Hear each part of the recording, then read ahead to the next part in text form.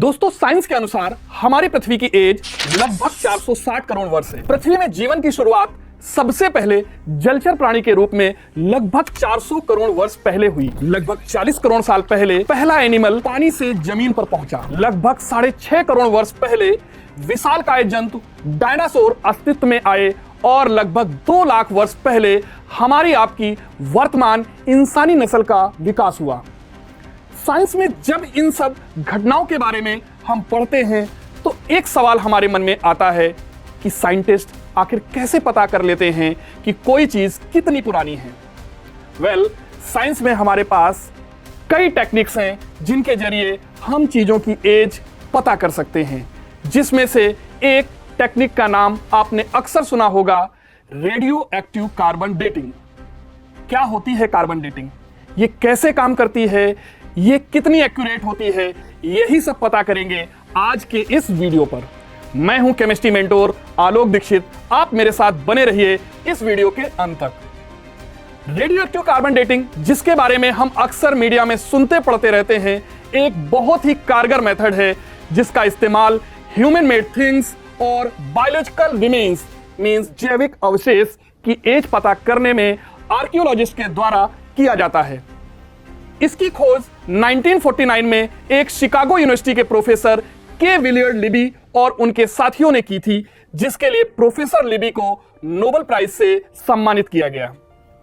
तो आखिर कैसे काम करती है रेडियो एक्टिव कार्बन डेटिंग और क्या है इसके पीछे की केमिस्ट्री, जानते हैं इस वीडियो पर। इसके पीछे की केमिस्ट्री को समझने के लिए सबसे पहले हम रेडियो एक्टिविटी को समझते हैं।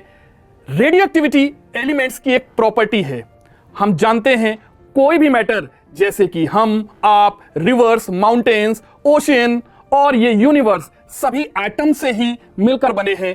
अगर 70 केजी वेट के ह्यूमन बॉडी की बात की जाए तो उसमें लगभग 7 ऑक्टेलियन या 7 × 10⁻27 एटम्स होते हैं। एटम मैटर का वो सबसे छोटा पार्ट है जिसमें उस मैटर की सभी प्रॉपर्टीज मौजूद होती हैं और जिसे अब और आगे तोड़ा नहीं जा सकता, क्योंकि एटम को आगे तोड़ा गया तो वो मैटर अपनी प्रॉपर्टीज को खो देगा।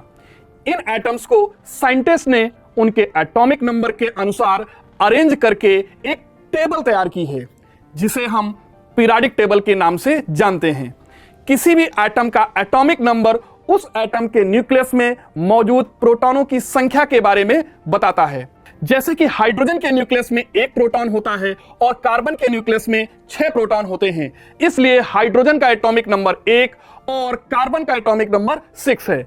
अभी तक 118 एलिमेंट को खोजा जा चुका है, जिसमें 94 एलिमेंट नेचर में पाए जाते हैं, मींस नेचुरल हैं, और बाकी लैब में बनाए गए हैं। न्यूक्लियस में न्यूट्रॉन और प्रोटॉन की संख्या का एक निश्चित अनुपात होता है। यदि यह अनुपात आवश्यकता से कम या ज्यादा होता है तो एटम स्टेबल नहीं रहता।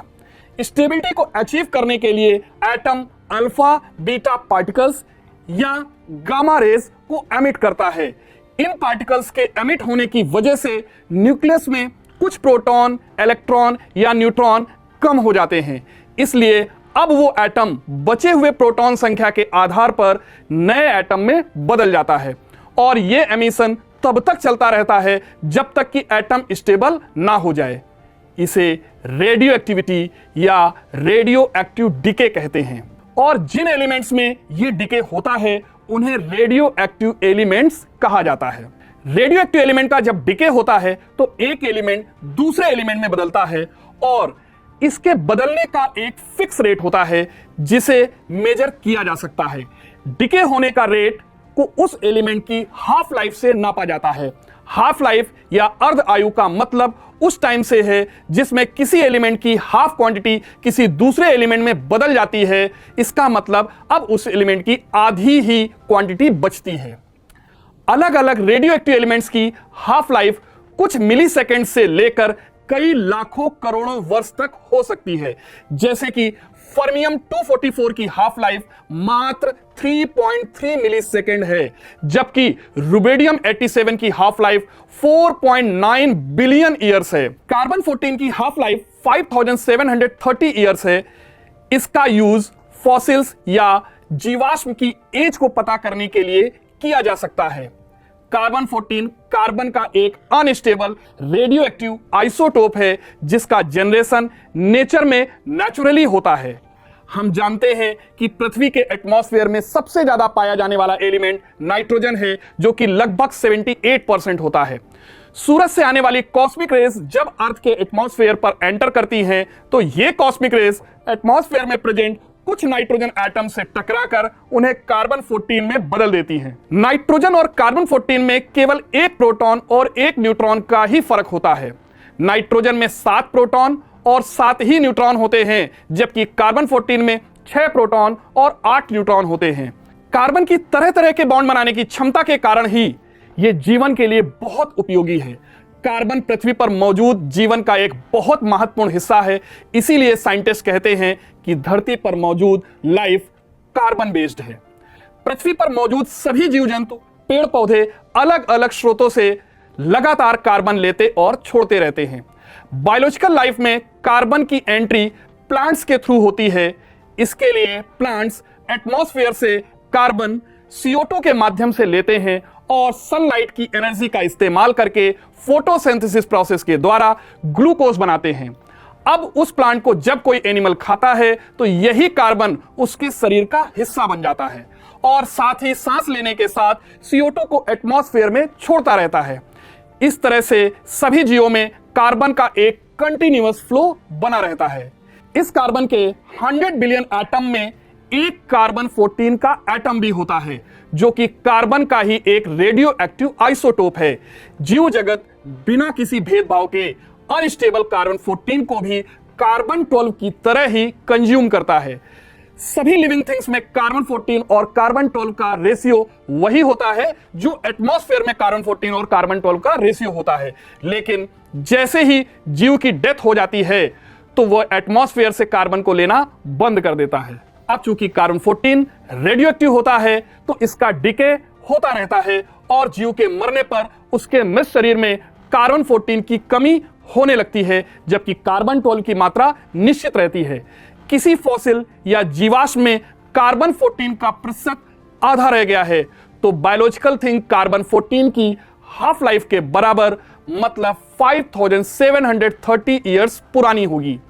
इसी प्रकार से यदि कार्बन 14 का प्रतिशत 1/4 रह गया है तो यह उसकी 2 हाफ लाइफ के बराबर होगी, यानी चीज 11,460 ईयर्स पुरानी होगी। और कार्बन 14 यदि 1/8 रह गया है तो यह 3 हाफ लाइफ के बराबर यानी 17,190 ईयर्स पुरानी होगी। इस प्रकार से कार्बन 14 और कार्बन 12 का रेशियो पता करके एक फार्मूले के द्वारा जीवाश्म कितना पुराना है यह पता लगाया जा सकता है। Radio active carbon dating method के प्रयोग से लगभग 60,000 साल तक पुराने जीवाश्म का करीब करीब सटीक एज का पता किया जा सकता है। लेकिन अगर कोई जीवाश्म 60,000 साल से पुराना है तो उसकी एज का पता कार्बन डेटिंग से नहीं किया जा सकता, क्योंकि तब तक कार्बन 14 का इतना डिके हो चुका होता है कि उसे ट्रेस कर पाना बहुत ही मुश्किल है। तो 60,000 साल से ज्यादा पुरानी चीजों की एज का पता कैसे लगाया जा सकता है? इसके लिए हम अदर टेक्निक्स जैसे पोटेशियम आर्गन डेटिंग और यूरेनियम थोरियम लेड डेटिंग आदि से पता करते हैं, जिसकी चर्चा हम किसी अन्य वीडियो पर करेंगे। यह वीडियो आपको कैसा लगा ये कमेंट में जरूर बताइएगा। तो मिलते हैं नेक्स्ट वीडियो में। Thank you for watching.